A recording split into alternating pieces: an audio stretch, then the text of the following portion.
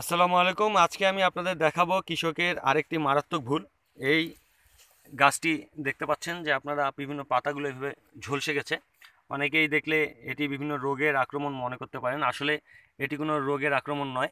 এটির মধ্যে তারা গাছটি যখন ভিজা ছিল, অর্থাৎ গাছের মধ্যে যখন শিশির ছিল, সেই অবস্থায় তারা বিভিন্ন রকম সার প্রয়োগ করেছে। এখানে আপনারা এখানে দেখতে পাচ্ছেন যে এখানে যে সাদা সাদা এই ধরনের সার, এবং এখানেও আপনারা গুঁড়ো গুঁড়োর মতো দেখতে পাচ্ছেন।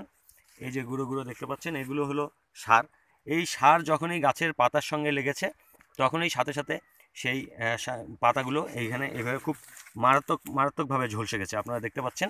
তো এইভাবে আসলে সার ব্যবহার করা যাবে না। আসলে গাছ ভিজাই থাকুক বা শুকনোই থাকুক, এইভাবে গাছের উপরে কখনোই সার প্রয়োগ করা যাবে না। আমরা জানি যে শিকড় দিয়ে গাছ খাদ্য উপাদান গ্রহণ করে, তাই শিকড়ের চারপাশে দেখতে দিতে হবে। দেখতে আপনি দেখুন যে এটি আসলে কোন ভালো জাতের বেগুন। বেগুনটা ছিঁড়েন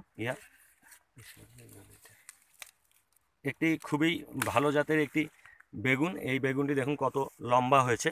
এই গাছটি তারা ভুল করে এই যে গাছের মধ্যে তারা সার প্রয়োগ করে তারা এই গাছটিকে ঝলসে দিচ্ছে। তো আমি যেই কথাটি বলতেছিলাম, যে আমরা জানি যে গাছ শিকড় থেকে খাদ্য উপাদান গ্রহণ করে, তাই আমাদের গোড়ায় দিতে হবে। গোড়ার চারপাশে হালকা করে আঁচড়িয়ে নিয়ে সার প্রয়োগ করতে হবে। এবং কিছু সার রয়েছে যেগুলো পাতার মাধ্যমে গাছকে দেওয়া হয়, এবং সেগুলো ফলিয়ার স্প্রে করতে হয়। এই ধরনের সার পাওয়া যায়, যেমন চিলেটের জিঙ্ক, সলফার, বোরন, এই জাতীয় গাছ পানিতে ভিজিয়ে তারপরে গাছে স্প্রে করতে হয়, কিন্তু সেটিও কিন্তু আমরা প্রখর রোদে করতে মানা করি।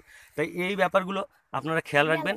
এই ধরনের ক্ষতি আপনারা নিজেদের গাছের করবেন না। এই বিষয়ে আপনারা খুবই সতর্কতা অবলম্বন করবেন। এবং দেখা যাচ্ছে যে এরকম করে ফেলেছেন, একটু পরেই আপনারা বুঝতে পারলেন যে এটি ঠিক হবে না, সাথে সাথে সাদা পানি স্প্রে করে উপরের পাতাগুলো ধুয়ে দিবেন। এবং এখনও আমি এই কৃষককে পরামর্শ দিলাম যে তারা সেজন্য যত দ্রুত সম্ভব সাদা পানি স্প্রে করে এই যে সারগুলো গাছের পাতায় লেগে আছে এগুলো যেন ধুয়ে ফেলে। ধন্যবাদ সকলকে, ভালো থাকবেন। আসসালামু আলাইকুম।